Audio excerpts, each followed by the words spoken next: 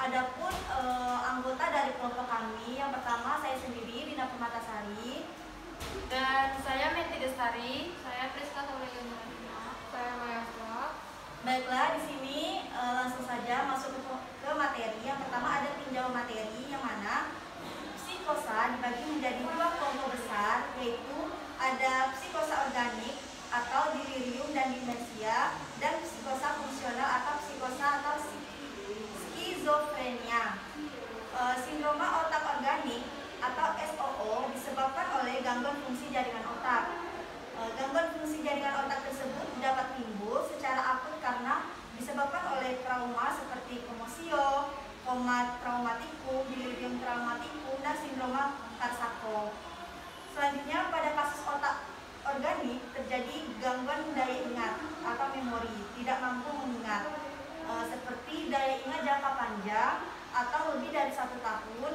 Terus ada daya ingat jangka menengah lebih dari 1 minggu, dan daya ingat jangka pendek atau tidak mengingat kejadian yang baru terjadi, seperti menghitung mundur sederhana. Selanjutnya ada paramnesia, yang mana paramnesia itu merupakan ingatan yang keliru. Terus selanjutnya ada hiperamnesia, yaitu adanya ingatan yang berlebihan. Selanjutnya ada dejavu. Dejavu ini merupakan merasa ingat belum pernah melihat padahal pernah melihat. Selanjutnya ada konfabulasi. Konfabulasi ini merupakan ingatan yang keliru yang dimanifestasikan dengan pembicaraan yang tidak sesuai. Selanjutnya ada delirium, yang mana delirium ini menunjuk kepada sindroma otak organik dikarenakan gangguan fungsi atau metabolisme otak secara umum atau karena keracunan yang menghambat metabolisme otak. Gejala utamanya seperti kesadaran menurun. Selanjutnya ada demensi. Demensia ini merupakan kemunduran fungsi mental umum, terutama inteligensi, yang disebabkan oleh kerusakan jaringan otak yang tidak dapat kembali lagi. Selanjutnya kita masuk ke rentang respon.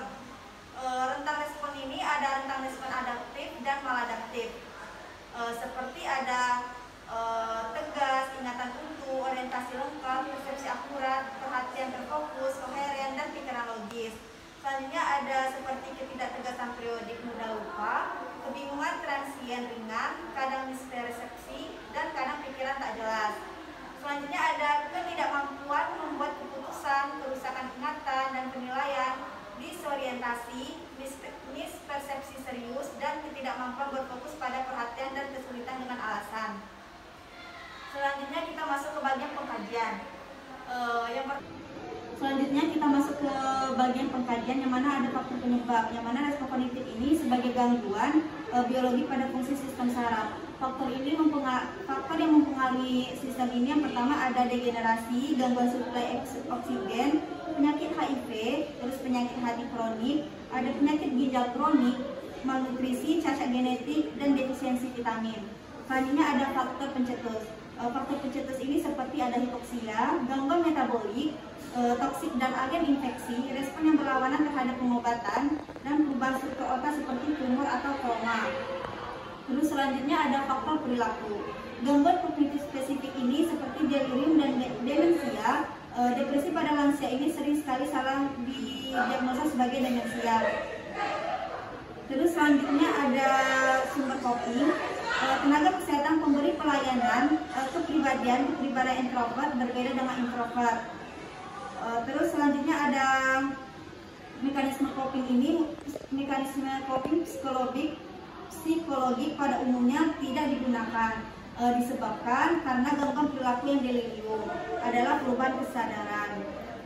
Terus selanjutnya ada diagnosa pada gangguan demensia ini berhubungan dengan respon kognitif seperti ansietas dan kerusakan komunikasi bipersonal dan defisit aktivitas. Berhenti dulu ya. Selanjutnya masuk ke perencanaan, yang mana akan dibahas oleh saudari Priska. Baik, perencanaan, tujuan umum, klien mampu mempertahankan diri dalam memenuhi kebutuhan sehari-hari. Adapun tujuan khususnya, klien dapat membina hubungan saling percaya, dapat terpenuhi kebutuhan rasa aman dan nyaman, klien dapat terpenuhi kebutuhan nutrisi dan cairan elektrolit. Terus ada delirium, rencana tindakan, bina hubungan saling percaya, sapa klien dengan ramah, baik verbal maupun non-verbal. Perkenalkan nama serta tujuan, buat kontrak yang jelas, tentukan sikap yang jujur dan menepati janji interaksi. Terus penuhi kebutuhan fisiologik, pertahankan keseimbangan nutrisi dan elektrolit seperti beri susu hangat, relaksasikan dengan gosok pada tubuh. Terus ada intervensi gangguan resepsi, beri lampu yang terang di ruangan dan beri keamanan jika perlu, tirai perabot yang berlebihan. Ada komunikasi, berikan pesan yang jelas, hindari memberikan perintah pilihan, gunakan pernyataan langsung. Pendidikan pasien, berikan informasi tentang delirium. Terus ada demensia. Satu, orientasi, berikan tanda yang jelas pada kamar, berikan tanda yang jelas pada kamar klien dalam klien menggunakan namanya. Terus dua, komunikasi, memperkenalkan diri, tunjukkan sikap positif tanpa pamrih terhadap klien, gunakan komunikasi verbal yang jelas, gunakan komunikasi verbal yang jelas dan singkat. Terus tiga, dukung mekanisme coping, hindari konfrontasi pada klien, kaji sumber kecemasan klien, berikan penguatan terhadap coping yang efektif. 4, kurang agitasi, beritahukan apa yang diharapkan secara jelas, berikan jadwal aktivitas, hindari pemaksaan, hindari perebutan aktivitas, dan tunjukkan sikap persahabatan dan senyuman. Baiklah, terima kasih. Itulah hasil diskusi dari kelompok kami. Apabila kami ada salah kata, kami mohon maaf. Kami akhiri. Wassalamualaikum warahmatullahi wabarakatuh.